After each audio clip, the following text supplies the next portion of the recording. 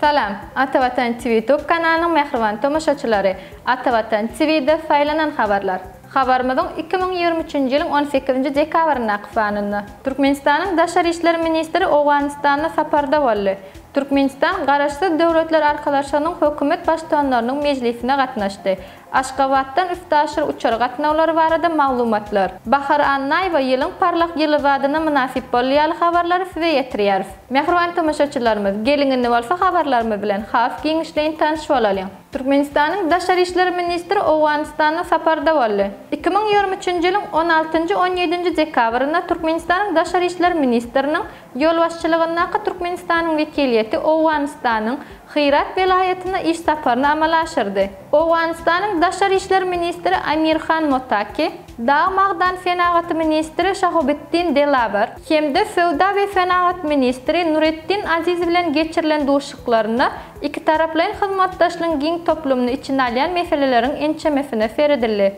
Hususan taraplar Türkmenistan, Awganistan, Pakistan, Hindistan gaz geçirjisiniň Türkmenistan, Awganistan, Pakistan ýokary voltly elektrik geçirjisiniň taslamasynyň amala aşyrylmagynyň her bir ýagdaýy Awganistanyň demir ýol infrastrukturasynyň giňeldilmeginiň meselelerini ara alyp maslahatlaşdylar. Şeýle-de Daşary işleri ministri we iki döwletiň wekiliýetleriniň agzalary Türkmen hemde Awgan kompaniýalarynyň gatnaşmagyna guruluşy alınıp barylýan energetika we ulag taslamalaryna baryp gördüler.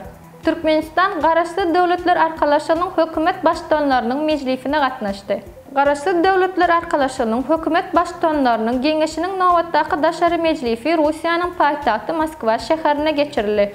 Oňa Türkmenistanyň ministrler kabinetiniň başlygynyň ornwasary Hojamurat Geldimuradow gatnaşdy. Hökümet başdanlary dar we giňeldilen formatda geçirilen ýygnaklaryň dowamyna garaşsız döwletleriň arkalaşygyna ykdysady hyzmatdaşlygyň möhüm meseleleri barada pikir alýşdylar. Russiýanyň hökümetiniň başlygy Mikhail Mishustinin ýol başçylyk etmegine geçirilen mejlisi Azerbaýjanyň premier ministri Ali Asadow, Belarusyň premier ministri Aleksandr Glovchenko, Qazaqstanyň premier ministri Alihan Ismailov, Täjikistanyň premier ministri Kohir Rasulzada gatnaşdy. Bu mejlisiň çäklaryna Russiýanyň hökümetiniň başlygy Mikhail Mishustin garaşsız döwletler arkalaşanyň hökümet wekiliýetleri bilen bilelikde täwiliň öň firasynda Moskwa şäherindäki şokolad önümçilik zawodyna baryp gördü. Bu zawody hökümet wekiliýetleri bilen bir hatarda garaşsız döwletler arkalaşanyň agwa döwletlerinden gelen çağılar hem aýlanyp görmek mümkinçiligine eýe boldy. Aşgabatdan üftaşyr uçar gatnawlary barada maglumatlar. Owul hem habar berişime ýaly Türkmenistan aviakompaniýasy Moskwa, Bangkok, Moskwa, şeýle hem Kazan, Bangkok, Kazan uğru boýunça Aşgabatyň üstü bilen halkara uçar gatnawlaryny amala aşyrmagy meýleşdirýär. Bu gatnawlar babatda Türkmenistan aviakompaniýasyna köp sanly sowallar gelip gowuşypdyr. Aviakompaniýanyň Russiýadaky wekilhanasynyň resmi saýtyna käbir sowallara jogap berilipdir. Aşgabatyň halkara howa menzili bilen üftaşyr amala aşyrylýan halkara gatnawlary baradaky sowallaryň käbirleriniň jogaplary şeýle. El goşlary uçuşyň ahyrky nokady üçin resmileşdirilýär. Bu hem meselem el goşlary Moskwada tapşyrylyp Bangkokda alynar. Aşgabat Bangkok bölegi üçin gonyş talony üçin ýolagçy Aşgabat şäherindäki howa menzilinäki geçiş bolagyna barmalydyr. Bangkok uçuşlary üçin ýolagçylardan PCR test barlygy talap edilmeýär. Howa menziline üftaşyr bolakda ýolagçylar üçin restoranlar, dükanlar we biznes zallary hereket edýär. Aşgabat şäheriniň howa menzili dünýäniň üftaşyr gatnawlary üçin iň amatly howa menzilleriniň biridir. Bahar Annaýewa ýylyň parlak ýyly wadyna münasip boldy. Arkadaş şäher sowda toplumynyň arzuw toý mekanyna afyly däwe görä täzil bayramçylygynyň öň firasynda geçirilýän şanly wakalaryň biri bolan ýylyň parlak ýyly bäsleşiginiň jemleýici tapgyry boldy. Türkmenistanyň Magtumuladaky ýaşlar guramasynyň merkezi geňeşiniň, Medeniýet ministrliginiň hemde telewiziýa, radio gepleşikler we kinematografiýa baradaky döwlet komitetiniň bilelikde her ýylla guraýan bäsleşigini şu ýyl hem ýurdumyzyň ähli welaýetlerinden we Aşgabat we Arkadaş şäherinden 17-35 ýaş aralygyndaky wehinli ýaşlar gatnaşdylar. Bäsleşigiň şertine görä oňa gatnaşyjylar 2 aýdymy ýerine ýetirdiler.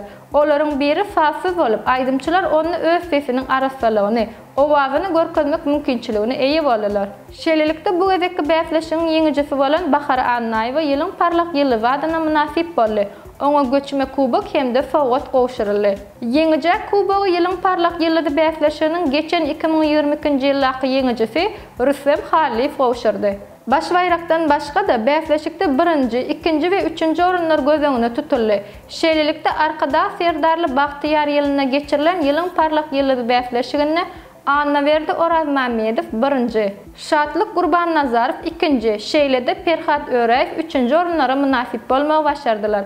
Bayrakly orunlary eýlenleriň ählifine degişli diplomlar hemde ýadygarlyk sowgatlar gowşuruldy. Hormatly tamaşaçylarymyz, faýlanan habarlarda size ýetirmek isleýän habarlarymyz şulardan ibaret. Şeýle hem saýtymyzdan Türkmenistanyň prezidenti, Gazagystan Türkmenistanyň ygtybarly dosty hemde hyzmatdaşy, ýurdumyzyň baş arçasynyň ışıklary ýakyldy. Türkmenbaşy halkara deňiz porty täze narx ulgamyny hödürleýär. Türkmenistanyň banklarynyň kart ulgamy kämilleşdiriler ýaly başga da köp sanly habarlarmyzy Atawatan Türkmenistan halkara jurnalynyň atawatan-turkmenistan.com saýtyndan okap bilersiňiz. Gepleşiklerimiziň indiki sanyna görüşýänçek hoş, sag bolun.